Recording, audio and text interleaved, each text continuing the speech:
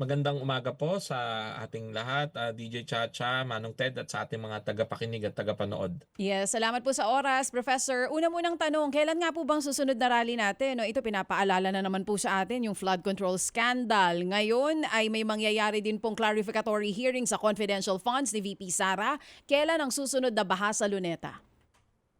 Yung mangyayari pong anti-corruption rally na baha sa Luneta ay pinag-uusapan pa kung magkakaroon ngayong Mayo o sa mga susunod pang buwan.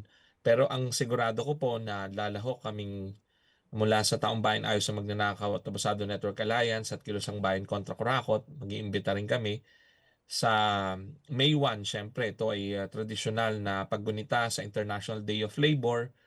Bibit-bitin ng mga manggagawa, ng mga professional, ng lahat ng mga nakakaramdam ng krisis, itong issue rin ng korupsyon. No? Kasabay ng pagbibitbit natin sa panawagan na bigyan ng ayuda ang ating mga kababayang nangangailangan sa panahon ng krisis, itaas ang sweldo, babaan ng tax. Siyempre kasama ang panawagan na mula sa tuktok lahat ng sangkot dapat managot. No? Mhm. Kasi yung kakulangan sa ayuda sa serbisyo publiko sa panahong ito, sa krisis na ito na ramdam natin, ay dahil din sa bilyon-bilyong piso, kung hindi nga trilyon-trilyong piso pa ang ninakaw ng mga corrupt na contractors at politiko sa Pilipinas. No? So yun Mm. po ang isa sa mga initial schedule na siguradong lalahok tayo no, sa May 1. No? Ang venue kung saan ay hindi pa po na Inaanunsyo. pag-uusapan, Oo. wala pang pinal na detalye. Oo, sige mag-aabang po kami diyan. At saka abangan din namin, Prof, ano, kung kailan nga yung susunod na malakihang rally ulit, anti-corruption rally na naganap kagaya po nung nakaraang taon. Napag-uusapan yung sinasabing lahat ng sangkot dapat managot. Isa sa mga iniuugnay na pangalan, si Zaldico. Sa mga balita ang sinasabi, nahuli na daw po, nandoon daw sa Prague at ang pangako po ng administrasyong ito, iuuwi nila si Zaldi dito para panagutin, para paharapin sa taong bayan. Ano pong reaksyon nyo doon? Siyempre natutuwa tayo na nahuli na siya kasi noon pa naman natin hinahamon siya na kung talagang totoo ang kanyang mga akusasyon, bumalik siya sa Pilipinas, pumirma siya sa affidavit para mas masuri ang kanyang mga sinasabi at para magamit yung kanyang sinasabi para mapanagot yung iba pang sangkot. Ang takot lang natin, habang nagtatagal yung mga araw na nandoon siya, lumalaki rin ang posibilidad na baka may niluluto silang bagong naratibo. Kaugnay na rin ito nung binanggit kahapon ni former Speaker Romualdez, no? May punto yung kanyang sinabi na parang ang nangyayari ay iilang tao ang didikdikin, ang ididiin, pero ang executive branch ay parang nalilibre sa accountability.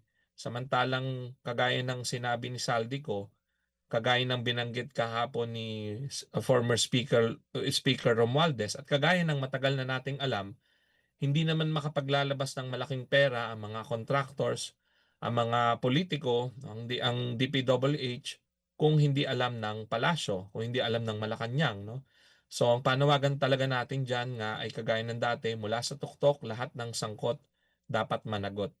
Kaya yung mga may gustong sabihin, magsalita na sila ngayon, ilantad na nila ang lahat ng kanilang alam, ilabas na nila ang lahat ng ebidensya na kanilang hawak para sa bayan, no? Para sa katotohanan, hindi para isalba ang sarili, no? Para magkaroon sila ng para magkaroon ng tiwala ang taong bayan sa kanila at sa proseso para maibalik ang tiwala ng taong bayan, kailangan nilang sabihin ang kanilang lahat ng alam at kung meron silang ninakaw, ibalik na nila para makapagpabilis din dito sa proseso ng accountability. Panawagan naman natin sa ombudsman. Siyempre, sana ay hindi maging selective ang investigasyon kasi nangangamba nga tayo na isa o dalawa o tatlong senador at kongresista lang ang kakasuhan. Pero yun nga sino ba ang talagang mastermind? Iyon ang kailangang kalkalin, iyon ang kailangang halungkatin nating lahat. Oo, nabanggit niyo po yung mastermind, nabanggit niyo po yung naging pahayag nitong si former Speaker Martin Romualdez. Doon po sa claim niya na sinasabi niya doon sa statement niya kahapon na hindi siya pwedeng maging mastermind nitong malaking flood control scandal na ito. Ano pong reaksyon niyo doon? Sa totoo lang, noon pa nga natin sinasabi yan na ang isang ganitong kalaking scam, bilyong-bilyong pisong pera ang involved, maraming kongresista at senador ang posibleng involved. No? Sabi nga mismo ni Ombudsman Remulla, parang 10%, at least 10% ng mga kongresista ang iniimbestigahan kaugnay nito. Hindi mangyayari yung ganitong kalaking scam nang walang kasabwat sa palasyo or sa executive branch. As a matter of fact, 'di ba may mga pinag-resign o nag-resign na mga opisyal na malapit sa Malacanang. DBM secretary, then we have mga undersecretaries, no, si Bersamin saka si Olaivar, no. So itong mga ito na pinangalanan ng ibang mga resource persons na kasapakat daw dito sa flood control scam. So kung itong mga opisyal ng palasyo, malapit sa palasyo ay kasapakat, tila hindi nga kapani-paniwala na walang alam ang Malacanang, ang presidente mismo sa nangyayari. Kaya iyon nga ang hiling natin sa ombudsman, kagaya rin ng hiling ng marami pang grupo mula noon pa, lahat ng sangkot dapat managot mula sa tuktok. So lahat ng pinapangalanan sa affidavit, lahat ng nababanggit ng mga resource person sa mga investigasyon, lahat ng yun dapat sundan yung lead.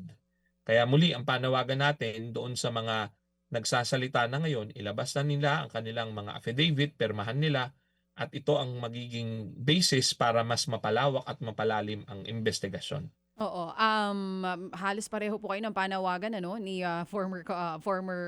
ni former House Speaker Martin Romualdez. Ang sinasabi niya sa ombudsman, wag nga daw pong maging selective dito sa pagpapanagot sa flood control scandal. Meron din po siyang pahayag doon na pakiramdam niya politically targeted siya. Ang sinasabi po niya ay parang may demolition job daw po sa kanya. Sa tingin niyo po ba may mga basehan talaga itong claim na ito? Kanina po kasi nabanggit ninyo na si Zaldico nasa Prague pero baka may niluluto, di umano na bagong kwento, bago po siya pauwiin dito. Gaano po ba katotoo kaya itong mga statement ni Martin Romualdez? Ang tingin naman natin kay former Speaker Romualdez, mas maganda kung yung kanya mga sinabi kahapon ay noon pa niya sinabi at isiniwalat para mas mabilis na nakatulong sa mga investigasyon. No? Kasi yun ang mangyayari, yun ang konting problema lang natin sa kanya mga sinabi kahapon. Tila nagsasabi siya na siya ay walang kinalaman, pero yung iba ay may kinalaman at siya ang idinidiin. Kaya Mhm. ngayon, sasabihin na niya lahat ng kanyang nalalaman. Samantalang dapat sana nung una pa lang, sinabi niya na ito ang alam namin. Ito, si ganyan, si ganto. Ang palasyo, ang sangkot dito sa issue ng korupsyon. Kami ay hindi kasangkot o kasapakat. No? Kaya ang tono ngayon ng kanyang pananalita ay tila inaabsuelto niya ang kanyang sarili. Siyempre ayaw naman natin magkomento kung sila ay guilty o hindi. Maari rin namang may katotohanan sa kanyang sinasabi na siya ay nasisingle out at nadidikdik. Kasi kagaya nga ng binanggit natin, katakataka na ang daming iba pang pinangalanan, kagaya ng mga opisyal na malapit sa palasyo, hindi naman kinakasuhan pa ng ombudsman o hanggang sa ngayon ay wala pang arrest warrant. At hindi pa rin nga nilalabas yung full ICI report, no, na nag-request tayo. Mabanggit lang ho natin, nag-request ho tayo sa Department of Justice via Freedom of Information ng kopya ng full report ng ICI para malaman sana natin sino-sino pa ba yung mga taong pinangalanan ng mga resource persons, kasi ang dami-dami nilang hearing, hindi naman lahat ng hearing ay publicly available. So doon tayo interesado para makita natin sino nga yung mga pangalan na paulit-ulit binanggit. At doon natin makikita, ito ang pwede maging simula natin ng pag-iimbestiga at pagsasabi ng sino ba ang posibleng talagang kasapakat at sino naman ang baka nadidiktik lang. No? So, premature pa sa ngayon yung Ah, deklarasyon ni former Speaker Romualdez na siya ay walang kinalaman. So, mas maganda na tingnan natin lahat ng anggulo. No? Pero oo. yun nga, sumasang-ayon tayo sa kanya sinabi. Hindi dapat selective ang investigasyon, lahat ng sangkot dapat managot. Kailangan sa executive branch ay may managot din. Hindi pwedeng puro sa legislative branch. At ang Eh, pinapakita nga nito talagang napakabulok ng sistema natin, no? ano ang Dalawang anong branches of take mo government. dito? Anong take mo dito sa I know many things about this current administration and past administrations as well. and I say this carefully, if this matter is to be handled as a legal issue, then let it be handled legally, etc. Oh, 'di ba? Tapos but if certain people insist on waging this in the court of public opinion, then I have no choice but to defend myself publicly as well. So I know many things. Yan. Oh, anong reaksyon mo doon, sir? Ang panawagan po natin kay former Speaker Romualdez, ganun din sa iba pang mga senador at kongresista, marami pala silang alam, isiwalat na nila lahat ngayon para sa kapakinabangan ng taong bayan. Later, malalaman natin sino sa kanila ang guilty, sino ang hindi, sino ang nadidiin lang. Pero mas maganda, sabihin na nila lahat ng alam nila tungkol sa iba't ibang administrasyon. Kung ito man ay makakasira doon sa nangingibabaw na sistema ng mga political dynasties, so be it. Kasi noon pa nga natin gustong baguhin itong sistema na ito. So ngayon nag-aaway-away sila, pagkakataon na nga natin ito ng taong bayan na hamunin ang mga politiko na sabihin na lahat ng kanilang alam at huwag nang magpatumpik-tumpik. Okay. Kasi pag hindi nila agad isiniwalat ang kanilang alam, ay magmumukha lamang rin na parang ito ay sinasabi nila para sila ay hindi todohan ng mga nasa poder. Oo. So hindi rin magandang tingnan. Kaya ang panawagan natin sa kanila, kung alam nila ang lahat, sabihin na nila, pirmahan nila sa affidavit. Oo. At iyon ang magiging basis para mapalawak, mapalalim ang investigasyon at mapanagot na yung mga sangkot, lalo na yung nasa tuktok. Okay, sige. So kumbaga po, professor, kumbaga, kapag hindi mo sinasabi ngayon yang sinasabi mong nalalaman mo, and eventually, tsaka mo sasabihin yan, kung ipit na ipit ka na, parang yung mga tao, baka hindi ka na paniwalaan. Di ba? Tama Yun. po. Hindi ka Tama. na paniniwalaan kasi kung kailan ka nadikdik ng husto, tsaka ka lang ngayon magngangawa.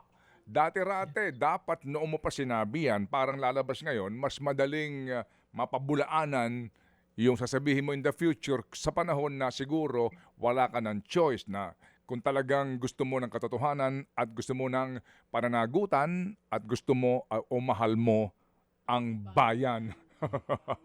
Na lagi naman nila sinasabi, mahal nila ang bayan. Sige, so, Sir, Prof, muli, dito sa pangyayaring ito, sa lahat ng ating napapakinggan ngayon, pati ang ombudsman, by the way, meron silang sinasabi na ngayon pa lang daw yata sila gagawa ng kaparaan ng legal para ma-freeze ang mga assets ni Ginoong Romualdez. Ngayon pa lang. Tama po. No, yun nga ang sinasabi natin noon pa. Dapat ay mabilis nila itong nagawa. At uulitin natin, sana ay hindi selective. Kasi katakataka, bakit iilan pa lang yung covered nitong mga freeze orders sa ito? May mga nag-expire pa nga na freeze orders. Nagre-reapply sila para i-extend. At ang kasunod sana niyan ay yung mga civil cases para sa forfeiture ng pera at yaman na sinasabing ang ninakaw o dinambong ng mga politiko at ng mga contractors. Tapos gusto natin yung mga naibalik naman na pera, kasi may mga nagsauli na mga opisyal, dapat i-account sa publiko nila magkano na yung total na natanggap ng gobyerno na ibinalik na pera ng mga nandambong na politiko at contractors. At dapat i-detalye rin ng gobyerno saan nila ito gagastusin, saan nila ito gagamitin. Kasi baka nakaw na ay manakaw ulit. So yun ang panawagan natin dyan. Tiyakin na may full accounting, yung lahat na naibabalik na pera. Okay. At doon sa mga wala pang civil forfeiture cases, magsampa na ng kaso ng civil forfeiture cases para hindi mauwi sa wala yung mga freeze orders. Sige. Salamat na marami, Professor, sa iyong panahon sa aming programa at muli kaming aantabay sa inyong panawagan para sa malawakang kilos protesta. Salamat na marami, Prof. Salamat po at magandang umaga po.